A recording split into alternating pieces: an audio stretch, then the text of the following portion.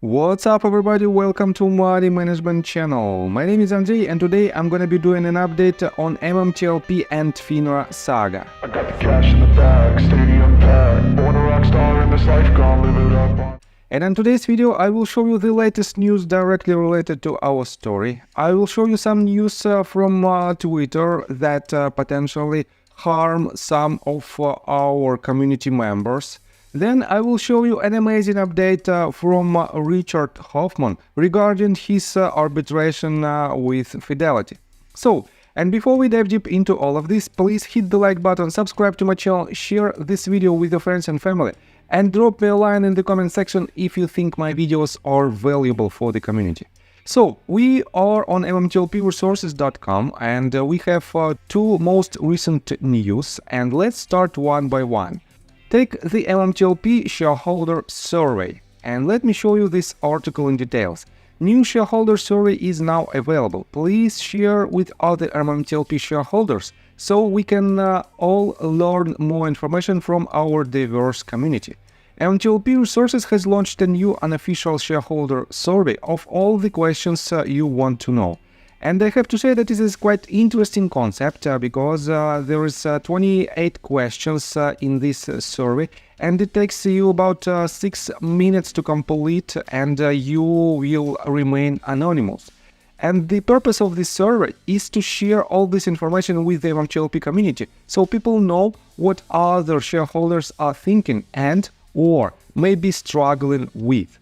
So, yes, it is quite interesting concept, and I have to say that you can find the link on this survey on freeonlineservice.com, and you can find it on MMTLP Resources.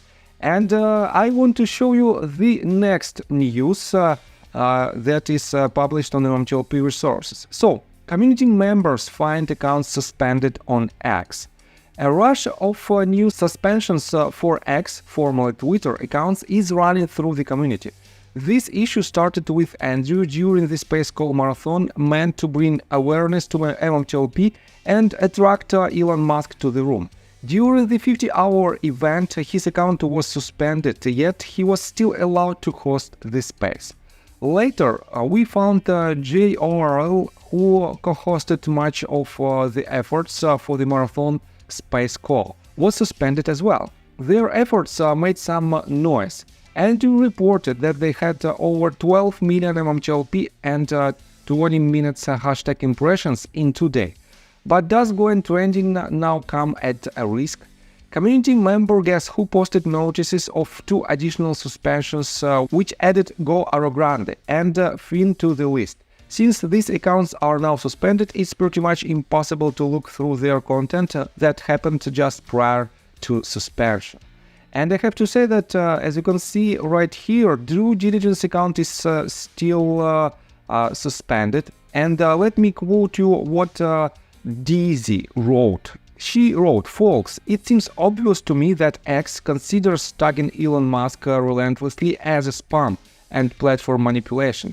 That's a likely reason for the suspension of the main organizer of that. Seems like X has sent a clear message, not sure why the rest of you continue this stunt." And I showed you this tweet yesterday, and let me remind you about this. Syntax Queen of the Metaverse wrote, "I wonder if Elon finds the harassment to join a space as annoying as I have found it. Stop asking me to join. No, I do not want a class action. Yes, I want trading data. No, I'm not calling for a specific resolution until we gather relevant information to understand all the dynamics."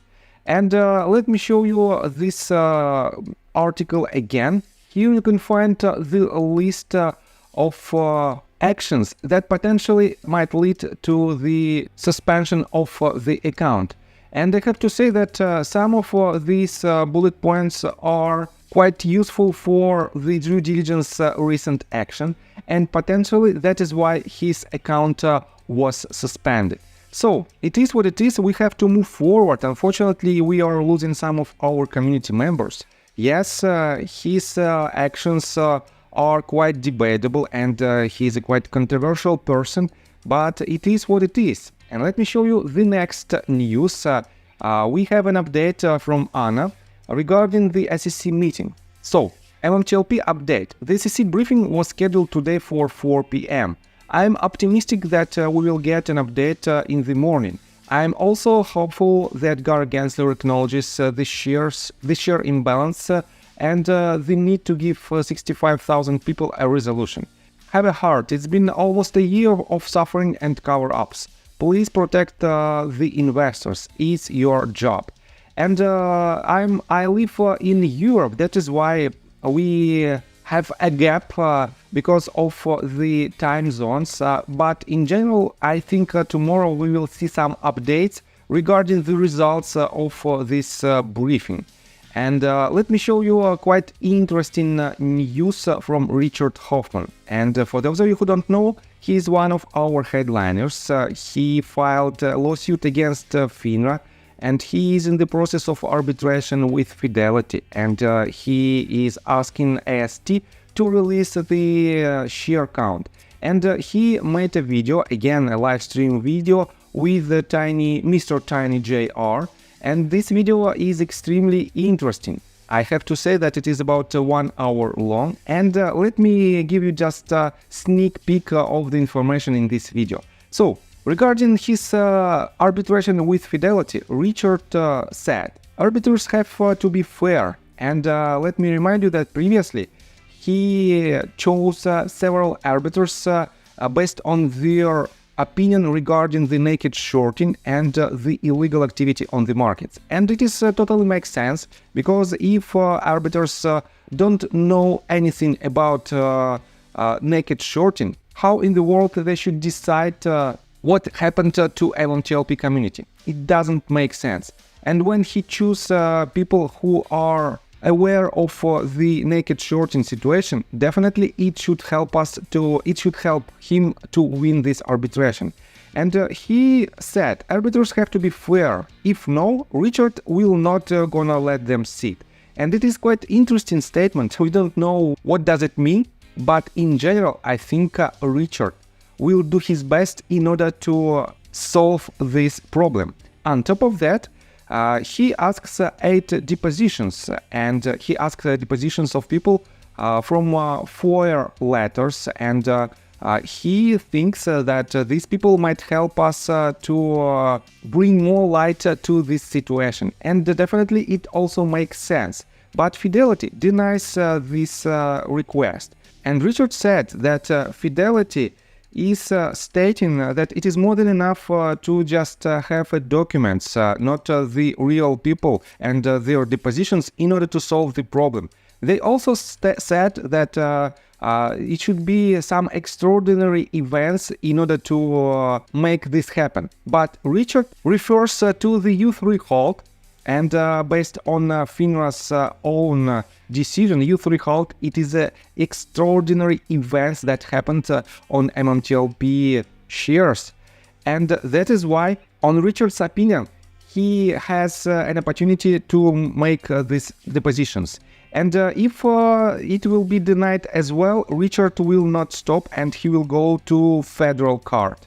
This means potentially we are about to see the next litigation from Richard, the next lawsuit from Richard, where he refers to the contradiction in FINRA's own statements.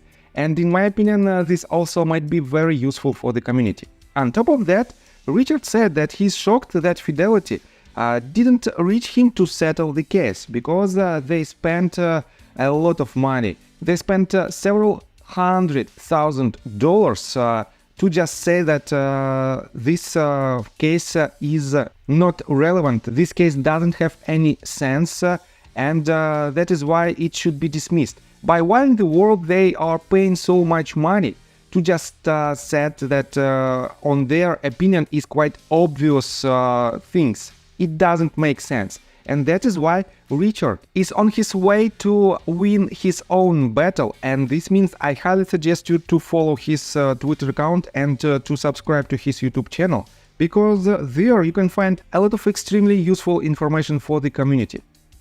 So, I think that's all information that I want to provide you. If you like my video, please hit the like button and subscribe to my channel with notification bell, and see you guys and girls next time. Bye! I got the cash in the bag, stadium packed. Born a rock star in this life, gone live it up on the attack. Baby, I'm bad, I just